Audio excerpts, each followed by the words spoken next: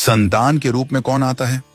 पूर्व जन्म के कर्मों से ही हमें इस जन्म में माता पिता, भाई बहन, पति पत्नी, प्रेमिका, मित्र शत्रु, सगे संबंधी इत्यादि संसार के जितने भी रिश्ते नाते हैं सब मिलते हैं, क्योंकि इन सब को हमें या तो कुछ देना होता है या इनसे कुछ लेना होता है।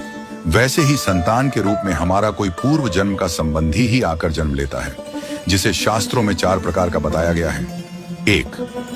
अणानुबंध पुत्र। पूर्व जन्म का कोई ऐसा जीव जिससे आपने ऋण लिया हो या उसका किसी भी प्रकार से धन नष्ट किया हो, वह आपके घर में संतान बनकर जन्म लेगा। वह अपना धन बीमारी में या व्यर्थ के कार्यों में तब तक नष्ट करेगा जब तक उसका पूरा हिसाब न हो जाए। 2. शत्रुपुत्र। पूर्व जन्म का कोई दुश्मन आपसे बदला लेने के लिए आपके घर में संतान बनकर आएगा। बड़ा होने पर वह माता पिता से मारपीट, झगड़ा करेगा या उन्हें सारी जिंदगी किसी न किसी प्रकार से सताता ही रहेगा। वह हमेशा कड़वा बोलकर उनकी बेइज्जती करेगा और उन्हें दुखी रखकर ही खुश होगा। 3. उदासीन पुत्र। इस प्रकार की संतान न तो माता पिता की सेवा करती है, न ही कोई सुख देती है। वह उन्हें उनके हाल पर मरने के लिए छोड़ देती है। विवाह होने पर यह माता पिता से अलग हो जाते हैं और उनकी चिंता नहीं करते। 4. सेवक पुत्र।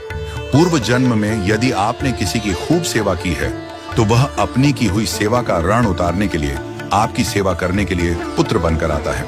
जो बोया है वही तो काटोगे। यदि अपने माता पिता की सेवा की है तो ही आपकी संतान बुढ़ापे में आपकी सेवा करेगी, वरना कोई पानी पिलाने वाला भी पास न होगा। आप यह न समझें कि यह सब बातें केवल मनुष्य पर ही लागू होती हैं। इन 4 प्रकार में कोई भी जीव आ सकता है। यदि आपने किसी गाय की निस्वार्थ भाव से सेवा की है तो वह भी पुत्र या पुत्री बनकर आ सकती है। यदि आपने गाय को स्वार्थवश पालकर उसके दूध देना बंद करने के पश्चात उसे घर से निकाल दिया हो तो वह ऋणानुबंध पुत्र या पुत्री बनकर जन्म लेगी। यदि आपने किसी निर्दोष जीव को सताया है तो वह आपके जीवन में शत्रु बनकर आएगा।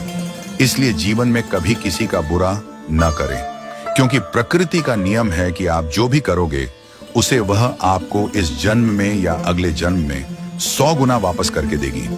यदि आपने किसी को 1 रुपया दिया है तो समझो आपके खाते में 100 रुपया जमा हो गए हैं। यदि आपने किसी का 1 रुपया छीना है तो समझो आपकी जमा राशि से 100 रुपये निकल गए। जरा सोचिए, आप कौन सा धन साथ लेकर आए थे और कितना साथ लेकर जाओगे?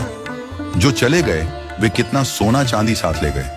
मरने पर जो सोना चांदी धन दौलत बैंक में पड़ा रह गया, समझो वह व्यर्थ ही कमाया। औलाद अगर अच्छी और लायक है तो उसके लिए कुछ भी छोड़कर जाने की जरूरत नहीं है, वह खुद ही कमा लेगी। और औलाद अगर बिगड़ी या नालायक है तो उसके लिए जितना भी धन छोड़कर जाओ वह चंद दिनों में सब बर्बाद करके ही चैन लेगी।